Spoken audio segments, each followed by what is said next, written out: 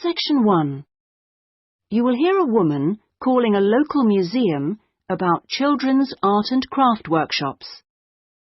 First, you have some time to look at questions 1 to 5.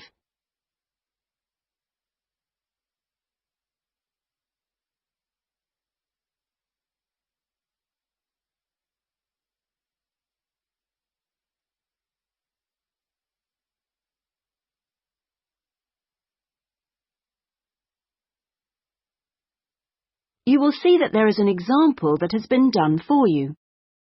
On this occasion only, the conversation relating to this will be played first. Good morning, Sidmouth Museum. Can I help you? Oh, yes. Good morning. I'm interested in the children's workshops, and I'd like a little more information, please. Do you mean the art and craft workshops? Yes, a friend of a friend mentioned them. The children do painting and make models and so forth. Yes, of course. Where to begin? First of all, as you probably know, they run every Saturday. The workshops are organised every Saturday, so Saturday has been written in the space. Now we shall begin. You should answer the questions as you listen, because you will not hear the recording a second time. Listen carefully and answer questions 1 to 5. Good morning, Sidmouth Museum. Can I help you? Oh, yes. Good morning. I'm interested in the children's workshops, and I'd like a little more information, please. Do you mean the art and craft workshops?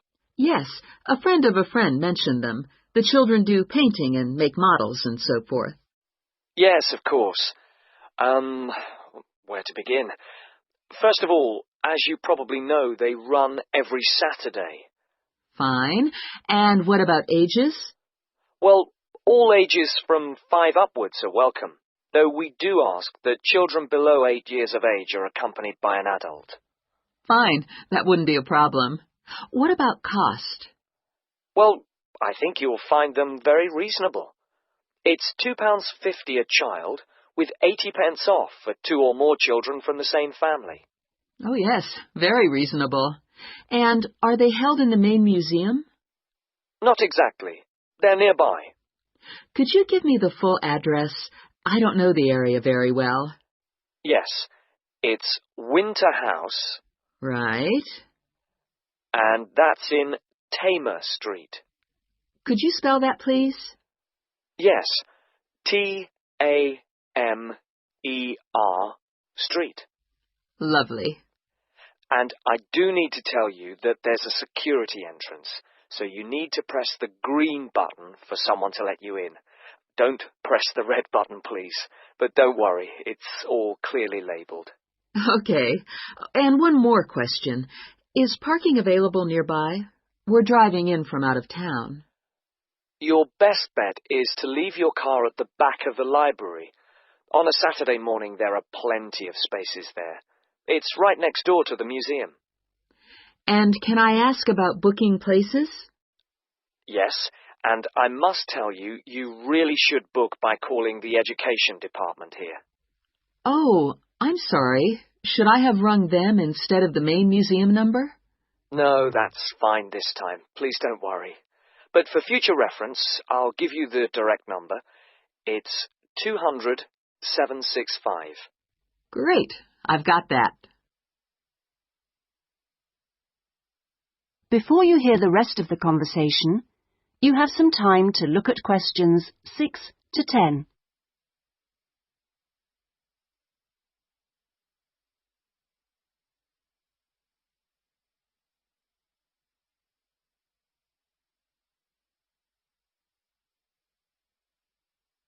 Now listen and answer questions 6 to 10. But I'm very happy to give you information about the next 2 workshops. On Saturday the 16th, there's building castles. Oh, sounds great. This involves quite a bit of glue, so just make sure the kids are in old clothes. I know. Ones I don't mind getting mucky. Exactly. And if possible, could you bring along bottle tops, which the children might be able to use in the models, as decoration? We'll certainly try to find some for you. Then the following week... That'll be the 23rd, won't it? Yes, that's right. On that day, it's what we call Undersea Worlds. This is where they make scenes with fishes, underground caverns and so on. Is that likely to get very dirty? Lots of paint splashes? Not really, so we don't recommend any special clothes for that one. But if you could search out some silver paper to bring along to use in the sessions, it's shiny, it looks like water, that'd be great. Yes, of course. We'll see what we can come up with. Well, thank you ever so much for all your help. The sessions sound really good, and I'll certainly book up for the next 2. Lovely. Thanks very much for ringing. Bye. Bye-bye. That is the end of section 1. You now have half a minute to check your answers.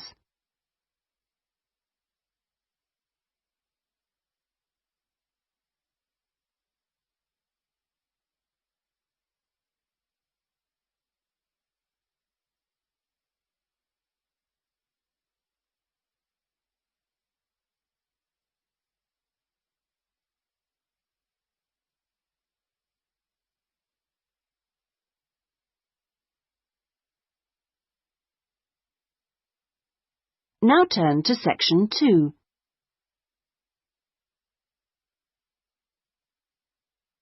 Section 2. You will hear a customer services official giving information to a passenger at a railway station in a town called Trebirch. First, you have some time to look at questions 11 to 17.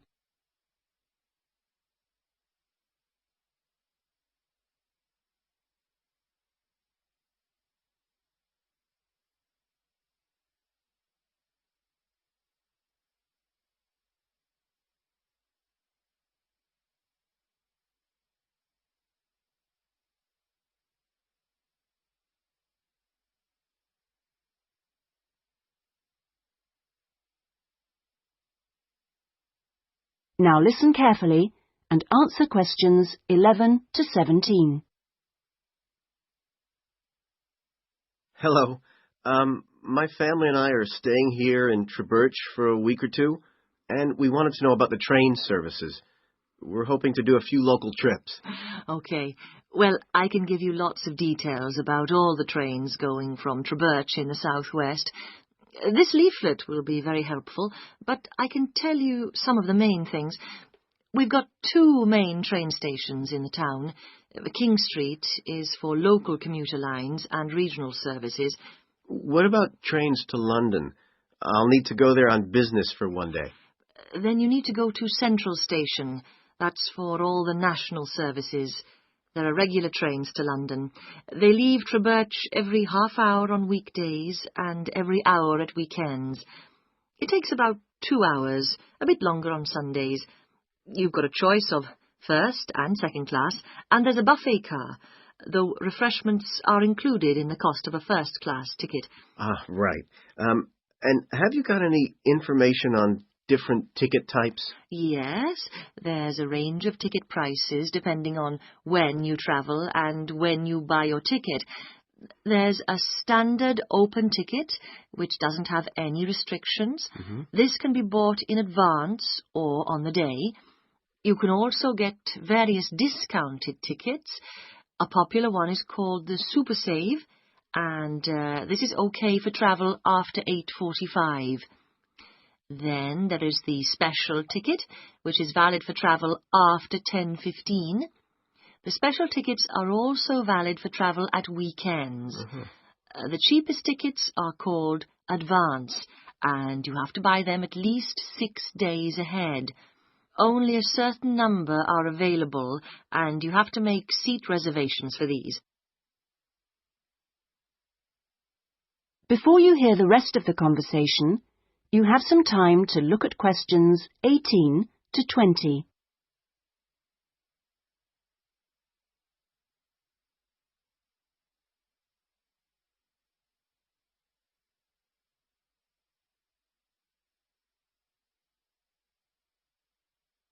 Now listen and answer questions 18 to 20. Thanks. And are there lots of places to go to around here? Oh, yes. You can enjoy many days out. There's the Merthyr Mining Museum, which is only half an hour from Treberch by train. Your children will find it just as fascinating as any theme park, and they can ride in the original miners' lifts and on the coal trains. There are special excursion tickets which include entrance fees. Mainline trains also offer direct services to Bristol, where you can visit the docks or spend a great day out with the children in the zoo, which is set in the parkland that used to surround the old castle. Special family away day fares are available for this service now during the school holidays. Alternatively, you can be in Birmingham in only an hour and a half, where there's lots to see and do, including the new and internationally acclaimed climbing wall built on the site of the old aquarium. We will also be running a special service to Newport when the new Science Museum opens next year, as we anticipate a lot of visitors in the opening weeks. I'd advise you to call early to book your tickets. Is that okay? Yes, thanks. That is the end of section 2. You now have half a minute to check your answers.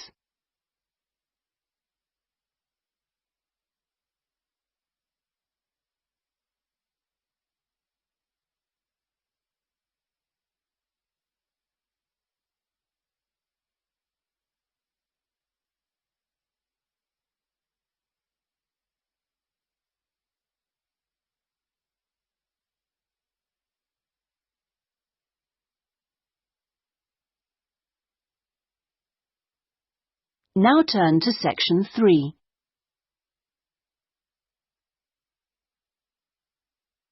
Section 3. You will hear a discussion between a tutor and an education student called Sandy about the student's dissertation.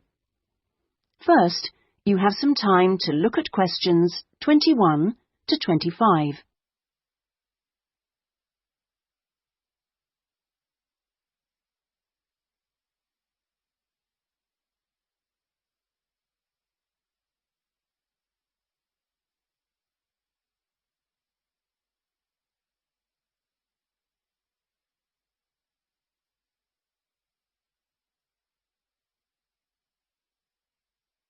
Now listen carefully and answer questions 21 to 25. Hello, Sandy. How have you been getting on with your dissertation? Fine. And I've been working hard on the various action points we agreed on our last tutorial. Do you want to talk me through what you've done? Yeah, sure. Well, we agreed on 3 main targets for me to aim for. The first one was to find out about suitable data analysis software. Yes. And what I decided to do was to look through catalogues specialising in IT. That's a good idea. What did you come up with? I found the names of 2 promising ones. Right. But I also thought it'd be worthwhile talking to a lecturer. Oh, right. Who did you see? Jane Prince. Do you know her? She's in the computer centre? Yes, of course. She's the new head. Yes, well, she was very helpful. Oh, that's good. Did she suggest anything in particular? Yeah, she recommended software called VVAT and said I should book up for a couple of practice sessions using VVAT. Great. I'm sure you'll find them useful. And, of course, the second target was to draw up a survey checklist, which Yes, you emailed me it last week. Have you had a chance to look? Of course. I think it's good. Very much on the right lines. I'd say your first 2 sections are spot on. I wouldn't suggest that you change anything there, but in section 3 you really do need to have questions on teaching experience. Yeah, I was thinking that section looked a bit short. Right. And my third target was do further reading on discipline. Oh, yes. I mentioned a couple of writers, didn't I? Yes, well, I got hold of the Banerjee, and I thought that was excellent, but I'm afraid I didn't manage to get hold of the essays about classroom management. You know, the ones by Simon Erickson. The bookshop said it was out of print, and the library doesn't have a copy. Oh, right. And I'm afraid I've lent my copy to another student. What I suggest you do is try the library again. This time apply for it through the service called Special Loans. Have you done that before? You're entitled to 6 books a year. Yes, no problem. That's what I'll do. So, lots of useful work done. Before you hear the rest of the conversation, you have some time to look at questions 26 to 30.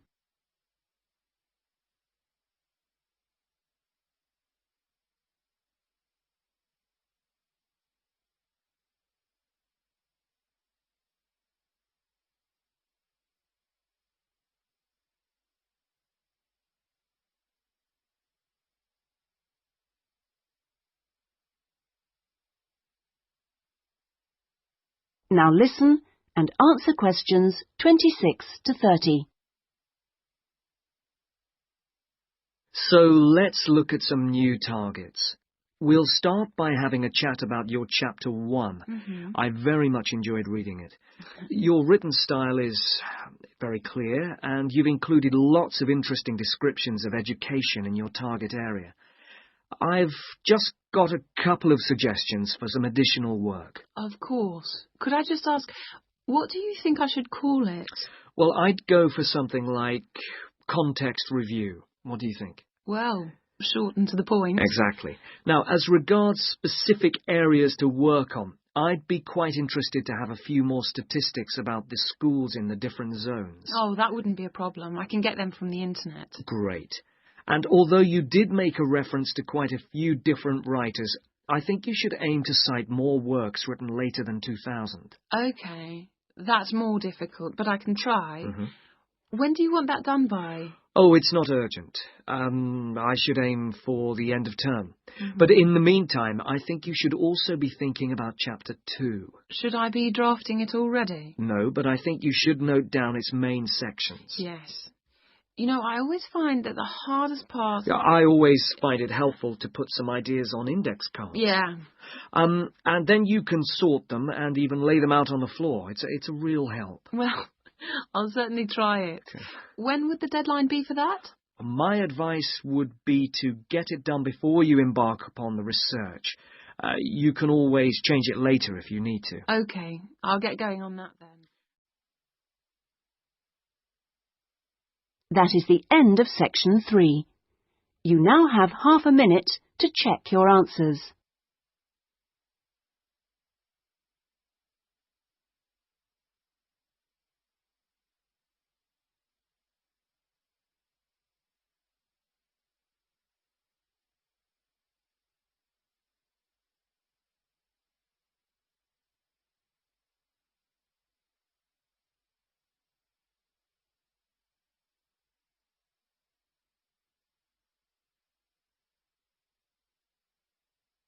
Now turn to section 4.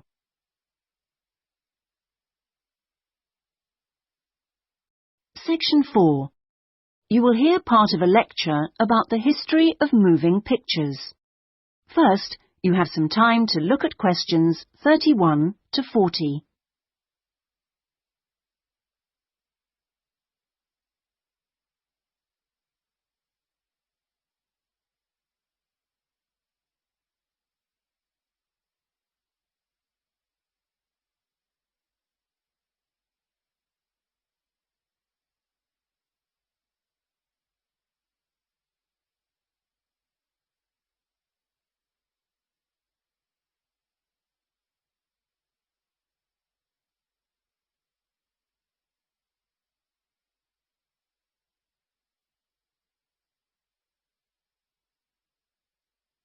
Now listen carefully and answer questions 31 to 40. Many believe that the story first began in America in 1877, when 2 friends were arguing over whether a horse ever had all 4 feet, or hooves, off the ground when it galloped. To settle the bet, a photographer was asked to photograph a horse galloping, and the bet was settled because you could see that all the hooves were off the ground in some of the photos. What was even more interesting was that if the photos were shown in quick succession, the horse looked like it was running, In other words, moving pictures. The person who became interested in taking the moving pictures to its next step was the famous American inventor Thomas Edison. Actually, he didn't do the work himself, but rather asked a young Scotsman in his employ to design a system, which he did. Now, this young fellow was clever, because the first thing he did was study other systems, primitive as they were, of moving pictures, and then put all the existing technologies together to make the first entire motion picture system. He designed a camera, a projection device, and the film. The system was first shown in New York in 1894 and was really very popular. Apparently, people lined up around the block to see the wonderful new invention. There were, however, a couple of problems with the system. The camera weighed over 200 kilograms, and only one person at a time could see the film. Well now, news of the new system in America traveled fast, and a number of rival European systems started to appear once people had heard about it. The single problem with all the systems was they couldn't really project the film onto a screen, so more than one person could see it.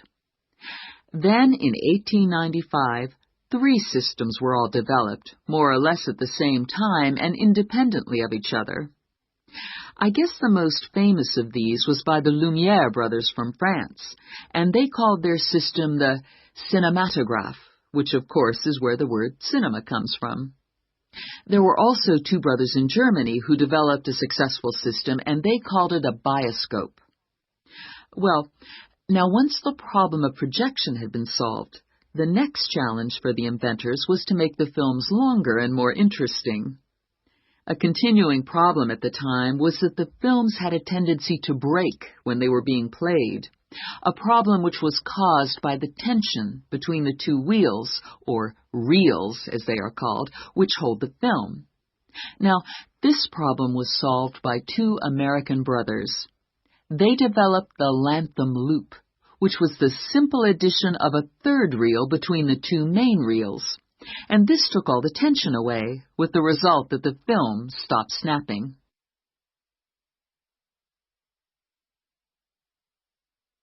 So now there was a real possibility of having films of more than 2 or 3 minutes. And this led to the making of the Great Train Robbery, the very first movie made. It only lasted 11 minutes, but was an absolute sensation, and there were cases of people watching the movie and actually fainting when the character fired a gun at the camera. Almost overnight, movies became a craze, and by 1905, people in America were lining up to see movies in store theaters, as they were called then.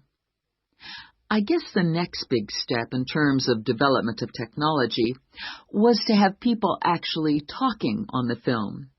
And the first step towards this was in 1926, when sound effects were first used on a film.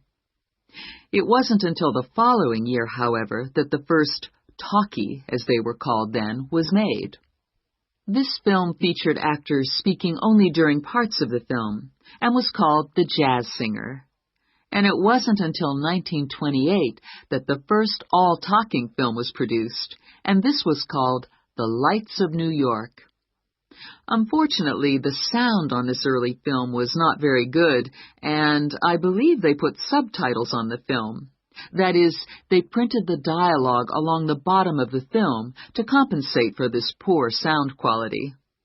Now, with the addition of sound, moving pictures became far more difficult to make. That is the end of section 4. You now have half a minute to check your answers.